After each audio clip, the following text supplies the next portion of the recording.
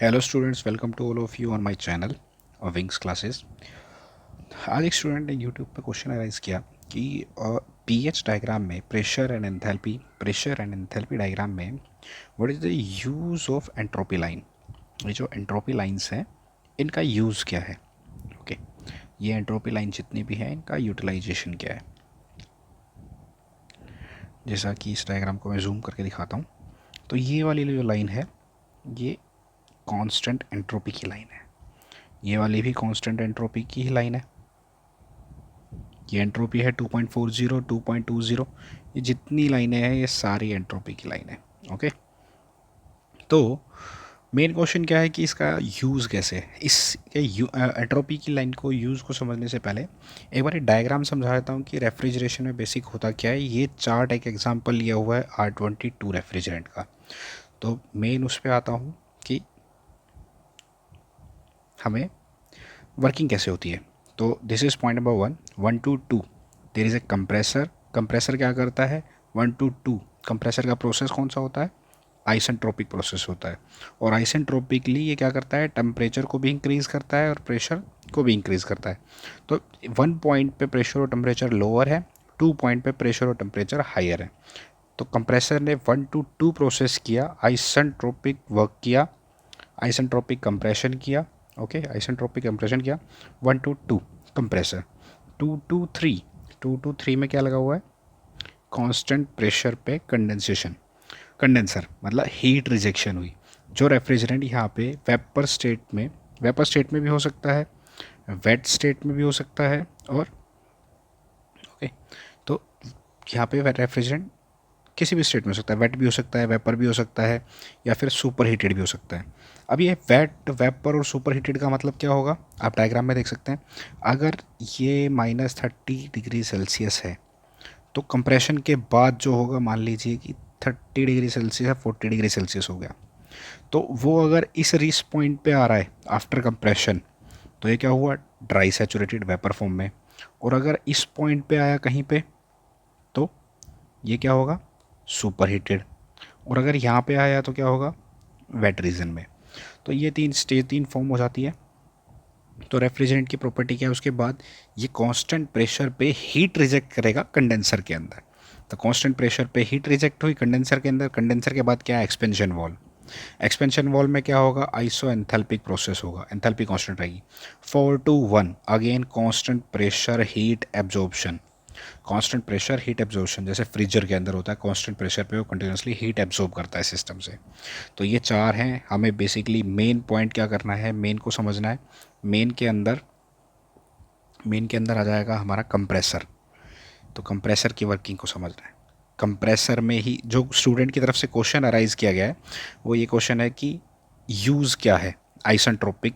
Isentropic को हम numerical में चार्ट के थ्रू यूज़ कैसे करेंगे। तो ये 1 to 2 प्रोसेस कंप्रेशन प्रोसेस है और आइसेंट्रोपिक है। इन 1 पॉइंट पे और 2 पॉइंट पे एंट्रोपी सेम रहेगी। मेन पॉइंट ये है। इसके बाद आते हैं चार्ट के ऊपर। अब चार्ट के ऊपर समझाता हूँ। ये आपको चार्ट की मैंने बहुत सारी वीडियो डाली हुई है और आप मेरे वीडियो यूट्यूब चैनल पे जाके चेक कर सकते हैं। यूट्यूब चैनल का नाम है विंग्स क्लासेस विद विनय राव। तो उस पर आपको चार्ट से रिलेटेड, साइकोमेट्रिक से रिलेटेड बहुत सारे numerical on chart basis chart भी समझाया हुआ है अच्छे से। तो आप वहाँ जाके मेरी पूरी प्लेलिस्ट रेफ्रिजरेशन की है, प्लेलिस्ट सेक्शन में जाके वो ओपन कर सकते हैं। तो मैं इस पॉइंट पे मेन आता हूँ कि मान लीजिए जो इनिशियल टेम्परेचर था, तो टेम्परेचर मान लीजिए जो शुरू में था वो -10 डिग्री सेल्सियस था, और कंप्रेशन के बाद T2 ये आ गया +40 डिग्री सेल्सियस। तो -10 की लाइन कौन सी होगी, ये -10 की लाइन है, ये -10 की लाइन है, और 40 की लाइन ये वाली 40 की लाइन है। क्लियर। तो अगर वेट कंप्रेशन या सुपर हीटेड कंप्रेशन है, तो वेट कंप्रेशन था मान लीजिए ये वाला पॉइंट।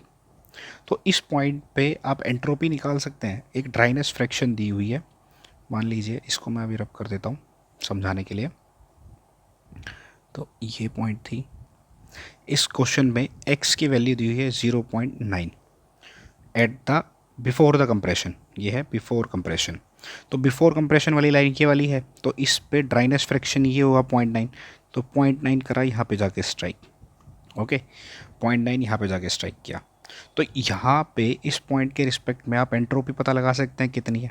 एंट्रोपी की लाइन ये वाली है, तो इस पॉइंट पे ये वाली एंट्रोपी की लाइन पास आउट होगी, इसके पास से बिल्कुल, मतलब 1.70 से कम इसकी एंट्रोपी होगी। आपको एक बार और समझाता हूँ, ये एंट्रोपी लाइन से सारी, ये एंट्रोपी की लाइन है, ठीक। ये जितनी कर्व फॉर्म में आ रही है, ये जितनी कर्व फॉर्म में आ रही है, ये कर्व फॉर्म वाली लाइन को क्या बोलते हैं, ड्राइनेज फ्रैक्शन लाइन। और ड्राइनेज फ्रैक्शन 0.1, ड्राइनेज फ्रैक्शन 0.2, 3, मतलब 30%, 10%, 20%, 30%, 40%, 50%, ये सारे वेपर बन चुके हैं। मतलब लिक्विड, ये सेचुरेटेड लिक्विड लाइन है, इस पॉइंट पे सारे के सारे लिक्विड फॉर्म में है। जैसे ही वो यहाँ पे टच कर जाएंगे तो क्या होगा, सेचुरेटेड वेपर लाइन। यहाँ पे x की वैल्यू 1 होगी, इस लाइन पे x की वैल्यू 0 होगी। इतना क्लियर। उसके बाद कलर चेंज कर लेता हूँ, ठीक है, समझाने में ईजी रहेगा। तो ग्रीन कलर, ठीक है। तो ये मेरा पॉइंट आ गया था, ये पॉइंट आ गया था। इस पॉइंट के रिस्पेक्ट में यहाँ से ये डॉटेड लाइन जहाँ पे मूव करेगी तो ये आ गई इस पॉइंट की एंट्रोपी, ठीक है। और पॉइंट 1 to 2 आइसेंट्रोपिक प्रोसेस था कंप्रेशन में, तो हमें इस आइसेंट्रोपिक लाइन को ही फॉलो करना है, इस आइसेंट्रोपिक लाइन को ही फॉलो करना है। तो इस आइसेंट्रोपिक लाइन को जब फॉलो करेंगे पैरेलल, तो ये वाला सेकेंड पॉइंट आ गया। तो पॉइंट नंबर 1, पॉइंट नंबर 2, तो 1 से 2 ये आइसेंट्रोपिक लाइन हुई। तो आइसेंट्रोपिक लाइन का यूज़ क्या हुआ, ये न्यूमेरिकल में भी यूज़ होता है कि S1 is equal to S2, मतलब S1 is equal to S2। तो एक पॉइंट के रिस्पेक्ट में आपको एंट्रोपी गिवन होती है, नहीं तो SF1 plus X1 SFG1 is equal to S2 SF2 plus X2 SFG2। तो इस तरह भी सोल्व कर सकते हैं। तो एंट्रोपी अलग अलग पॉइंट पे चार्ट से भी देख सकते हैं या एग्जाम में गिवन भी होती है। जैसा कि SF निकालना है, SFG निकालना है पॉइंट 1 के रिस्पेक्ट में, तो इस पॉइंट 1 के रिस्पेक्ट में जो यहाँ वाली वैल्यू होएगी, ये कर्व जहाँ पे स्ट्राइक करेगा यहाँ पे, वो SG1 हो गया, ऐसे ही यहाँ पे SF1 हो गया, ठीक। बट चार्ट का यूज़ क्या होता है, हमें ये बात फॉलो ना करना पड़े, हमें डायरेक्टली S1 की वैल्यू मिल जाए और डायरेक्टली ही S2 की वैल्यू मिल जाए, ठीक। तो हम डायरेक्टली इस वैल्यू को यूज़ भी कर सकते हैं। तो यहाँ पे S1 की वैल्यू मिल जाएगी और S2 की वैल्यू भी सेम ही रहेगी, S1 is equal to S2। और इन दोनों पॉइंट्स के रिस्पेक्ट में अब इसका यूज़ क्या हुआ कि मुझे 1 पॉइंट तो मिल गया, 1 पॉइंट से मुझे ये पता है कि कंप्रेशन में जो प्रोसेस होगा वो आइसेंट्रोपिक होगा। आइसेंट्रोपिक होगा तो जो ये लाइनें जा रही हैं इनके पैरेलल ही होगा 1 पॉइंट से। तो 1 पॉइंट से ये वाली लाइन और ये वाली लाइन, इन दोनों के बीच में कहीं पैरेलल ये वाला 2 पॉइंट आ गया। अब 2 पॉइंट आ गया तो मैं डायरेक्टली पता लगा सकता हूँ कि H1 की वैल्यू क्या होगी और H2 की वैल्यू क्या होगी। तो H1 और H2 की वैल्यू निकालने के बाद हम ये निकाल सकते हैं कि कंप्रेसर ने कितना वर्क डन किया, मतलब work done bye compressor H2 minus H1, H2 minus H1। तो ये वर्क डन बाय कंप्रेसर है, ठीक, H2 माइनस H1। तो डायरेक्टली मुझे H अगर 2 निकालना है, यहाँ से वर्टिकली डाउनवर्ड,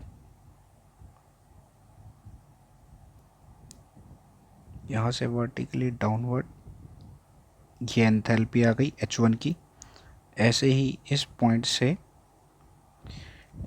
से ऊपर की तरफ, तो ये आ गई एंथैल्पी 2 पॉइंट के रिस्पेक्ट में। तो 350, 360, 365 के आसपास। तो H1 की वैल्यू आ रही है 365 किलो जूल पर केजी, H2 की वैल्यू आ रही है 400। तो वर्क डन बाय कंप्रेसर निकल गया H2 माइनस H1। अब ये निकाल सकते हैं आप कितना है, ठीक है, 35। तो आंसर आ जाएगा इसका 35 किलो जूल पर केजी के रिस्पेक्ट में। तो ये H2 जो निकला ये कांस्टेंट एंट्रोपी लाइन के कारण ही निकला है। S1 पता चल गया था तो मुझे S2 पता चला, तो S2 के कारण ही मुझे H2 की वैल्यू पता चली। तो डायरेक्टली चार्ट के अंदर ऐसे ही यूज़ हो गया। अदरवाइज़ जैसे आपको ये समझाया है इस तरह आप न्यूमेरिकल बुक्स में सोल्व करते हैं, यहाँ से आपको X2 की वैल्यू निकल जाएगी, X2 की वैल्यू निकलेगी, उससे H2 की वैल्यू निकलेगी। ओके, X2 की वैल्यू निकलेगी तभी H2 की वैल्यू निकलेगी। तो क्योंकि अगर आप इंडिविजुअल बेसिस पे इन दोनों की वैल्यू निकालेंगे तो H1 is equal to HF1 plus X1 HFG1, ऐसे ही ये क्या हो जाएगा, H2 is equal to HF2 plus X2 HFG2। तो यहाँ से X1 की वैल्यू गिवन है तो H1 डायरेक्टली निकल जाएगा। आप ये रेफ्रिजरेशन टेबल से ये वैल्यू निकाल सकते हैं, ये वैल्यू निकाल सकते हैं अगर टेम्परेचर पता है तो। ये जो मेथड है, ये वाले जो मेथड है, ये मेथड विदाउट चार्ट के लिए, कि अभी आपके पास चार्ट नहीं है तो आपको एक पूरा बेसिक फॉर्म से इसको सॉल्व करना पड़ रहा है रेफ्रिजरेशन टेबल के थ्रू। और जो ये वाली चीज़ें हैं, ये जो है ये डायरेक्ट चार्ट से H1 की वैल्यू आ गई और H2 की वैल्यू गई। मुझे बस इस पॉइंट की कंडीशंस का पता था, मुझे 2 पॉइंट की कंडीशन का नहीं पता था। वो 2 पॉइंट की कंडीशन का कैसे पता चला, मैंने आइसोट्रोपिक लाइन को फॉलो किया। तो न्यूमेरिकल में डायरेक्टली फॉलो करके S2 पॉइंट को निकाल सकते हैं। S2 पॉइंट निकल जाएगा तो उससे एंथैल्पी भी डायरेक्टली निकल जाएगी और इस पॉइंट के रिस्पेक्ट में जो कंप्रेसर का वर्क डन था वो कैलकुलेट हो जाएगा। तो ये इस वीडियो का सेशन का था। इस वीडियो के अंदर सिर्फ ये समझाया है कि एंट्रोपी लाइन का यूज़ क्या है, कि एंट्रोपी लाइन हम यूज़ क्यों कर रहे हैं न्यूमेरिकल्स के रिस्पेक्ट में, या आपको जब समझाना हो एक तरह से इसमें चार्ट के रिस्पेक्ट में समझाना हो। एक चीज़ और है, अगर आपके पॉइंट सुपर हीटेड रीजन में लाई कर रहे हैं, जैसे कि एक लाइन तो हो गई ये वाली, एक लाइन हो गई ये वाली, दो प्रेशर लाइन होती है ना, एक प्रेशर ये आ गया, एक प्रेशर मेरे पास ये आ गया। तो पहला पॉइंट आ गया मेरा यहाँ पर, मान लीजिए अंदाजे से पॉइंट नंबर 1 यहाँ पे आ गया। तो अब डायरेक्टली ये सुपर हीटेड रीजन है, ये सुपर हीटेड रीजन है। अगर ये इस लाइन के अंदर होता तो वेट रीजन में होता, अगर इस लाइन पे है तो ड्राई सैचुरेटेड रीजन में, और इस लाइन से अगर इधर गया तो वो सुपर हीटेड रीजन आ गया। तो इस पॉइंट के रिस्पेक्ट में आप डायरेक्टली एंट्रोपी लाइन को फॉलो कर सकते हैं। ये वाली एंट्रोपी लाइन है, कांस्टेंट एंट्रोपी लाइन, ठीक। तो आपके पास पॉइंट 2 आ गया, पॉइंट 2 आ गया। ये दो कंडीशन आपको दी हुई हैं, 10 डिग्री सेल्सियस और -20 डिग्री सेल्सियस न्यूमेरिकल में, और इसके रिस्पेक्ट में पॉइंट नंबर 1, पॉइंट नंबर 2, और यहाँ पे टेम्परेचर कितना होगा, 30, 40, 50, 60, 70, 80, 80। तो यहाँ पे टेम्परेचर होगा 80 डिग्री सेल्सियस, यहाँ पे टेम्परेचर होगा 80 डिग्री सेल्सियस। ऐसे ही इस पॉइंट के रिस्पेक्ट में क्या होगा, 20 और 30 के बीच में, तो यहाँ पे 35 के आसपास होगा टेम्परेचर, 35। मेरा जो मुझे समझाने का ऑब्जेक्टिव है कि पॉइंट 1 और पॉइंट 2, अगर आपको पॉइंट 1 क्लियर है तो पॉइंट 2 आइसेंट्रोपिक लाइन को फॉलो करके मिल जाएगा, और अगर पॉइंट और 1, 2 क्लियर है तो 1 और 2 के रिस्पेक्ट में आप एंथैल्पी निकाल लो दोनों पॉइंट के रिस्पेक्ट में, तो आपको work done by the compressor मिल जाएगा। तो अगर ये अभी भी वीडियो समझ ना आई हो तो आप प्लीज़ मुझे कमेंट करें, रिप्लाई करें, मैं इसको और अच्छे से समझाने की कोशिश करूँगा, एक वीडियो और बनाऊँगा इसे समझाने के लिए। Thank you.